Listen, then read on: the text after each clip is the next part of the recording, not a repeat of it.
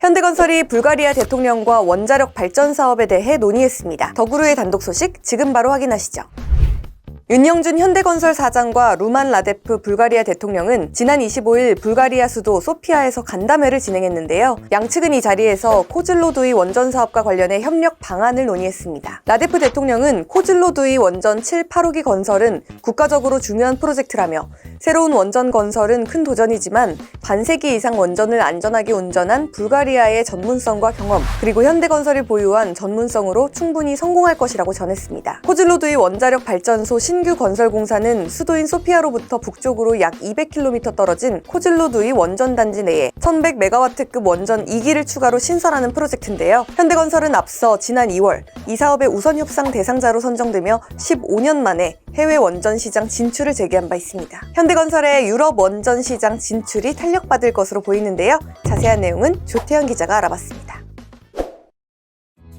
이번에 살펴볼 기업은 바로 현대건설입니다. 현대건설하면 국내 건설 회사 가운데는 굉장히 대형으로 꼽히는 것이죠. 지난해 기준으로 시공 능력 평가를 보면 삼성물산이 1위 자리를 지키고 있고요. 거기에 이어지는 2위가 바로 현대건설이었는데요. 3위권과의 격차가 꽤 크기 때문에 그렇게까지 평가절하할 만한 기업은 아니라고 생각합니다. 이런 대형 건설사들을 보면요, 여전히 주택의 비중이 굉장히 크긴 하지만요, 그거 말고도 이 플랜트와 전력 같은 다른 분야 역시 비중이 꽤 크다는 것을 볼 수가 있습니다. 이거는 현대건설의 1분기 기준 공시 내용인데요. 주택의 비중이 굉장히 크긴 합니다. 하지만 해외 시장만 봤을 때는 건축, 주택 못지않게 플랜트와 전력의 비중도 꽤 큰 모습이 확인이 가능합니다. 꽤나 중요한 사업이라고 볼 수가 있겠는데요. 이런 와중에 불가리아 대통령과 회동을 하면서 원전에 대한 사업을 논의했다는 소식입니다. 코즐로두이 원전 건설 사업인데요. 이 사업은 수도 소피아로부터 북쪽으로 한 200km 떨어진 코즐로두이 이 원전 단지 안에 원전 2개를 새로 만드는 프로젝트라고 해요. 현대건설이 지난 2월에 이 사업의 우선협상 대상자로 선정이 된 상태입니다. 그래서 15년 만에 해외 원전 시장 진출을 재개한 상태인데요. 지금 단계는 입찰 자격 사전 심사를 통과한 정도의 상태라고 보시면 되겠고요. 계약 규모 같은 구체적인 내용이 나오기까지는 아직 시간이 조금 더 필요할 것으로 보입니다. 세계적으로도 원전을 바라보는 시선이 예전과는 많이 달라진 것 같습니다. 여기에는 몇 가지 이유가 있는데요. 이거는 CNN 기사 보면서 조금 더 설명을 드리도록 할 텐데요. 첫 번째 문제는 역시 기후 위기를 꼽을 수가 있겠습니다.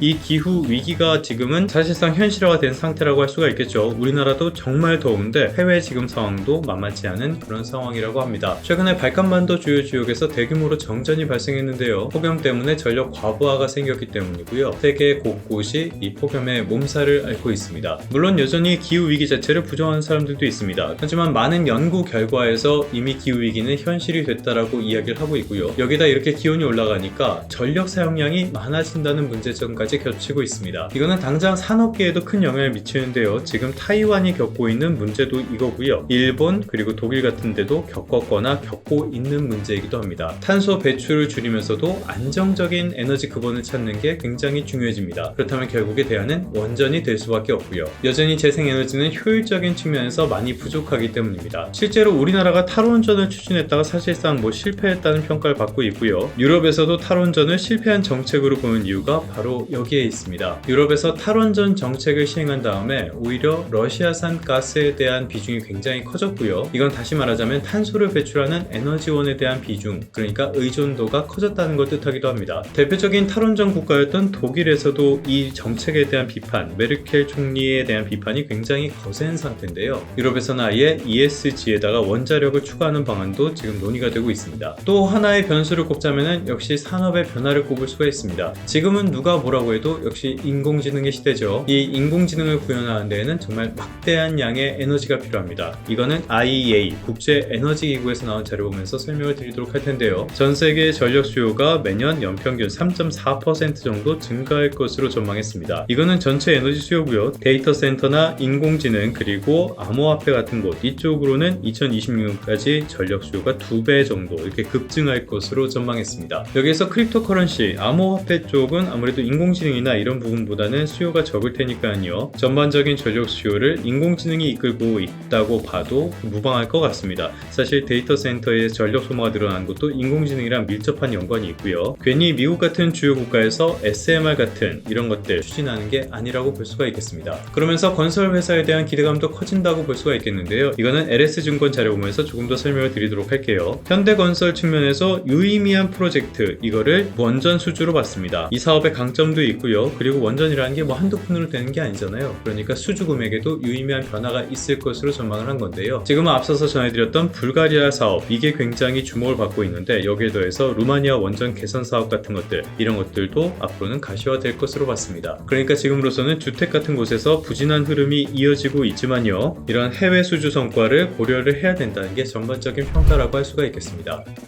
결론입니다. 지금까지는 인공지능 그 자체, 그걸 위한 데이터 센터 같은 곳에 투자자들의 시선이 많이 쏠렸다고 할 수가 있겠는데요. 앞으로는 전력 공급이라는 측면에서도 좀 주목을 해봐야 될 필요가 있지 않나 싶습니다. 최근에 구리값이 많이 올랐었고요. 각국이 구리 공급망을 확보하려고 지금 사활을 걸고 있는 것, 이런 것들도 인공지능 시대, 그리고 여기에 따른 전력 수요 급증에 대응하기 위한 측면이라고 볼 수가 있거든요. 한 산업에는 연관되는 다른 산업들이 많이 있고요. 특히 인공지능처럼 정말 대단히 산업일 경우에는 그 연관되는 부분들도 훨씬 더 커질 수밖에 없습니다. 이런 점에도 관심을 가지면서 시장에 대응을 해나가는 게 어떨까 싶습니다.